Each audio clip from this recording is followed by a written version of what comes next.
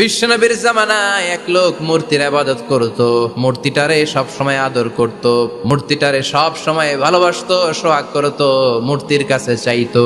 রাত্রিবেলা উঠে মূর্তির কাছে কেঁদে কেঁদে মনের দুঃখ বলতো আর জিকির করতো সানাম সানাম সানাম। একদিন তার প্রিয় মূর্তিটাকে রেখে, তার কল্পিত খোদাটাকে রেখে সে বাজারে গেল। বাজার থেকে এসে দেখে তার মূর্তি গোসল করে দাঁড়ায় আছে, উপরে পানি, গোসল করা পানি। He thought it is the water of mercy and বারাকা।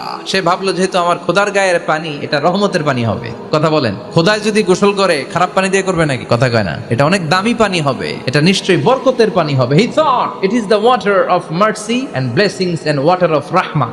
সে ভাবলো এটা রহমতের পানি, এই পানিকে তো এমনি মিস করা যায় না। যত রোগ আছে সব রোগের নিয়তে এখনই খাওয়া শুরু করে দেই। জিহ্বা দিয়ে চাটতে শুরু করেছে, started to suck it, the water of Baraka.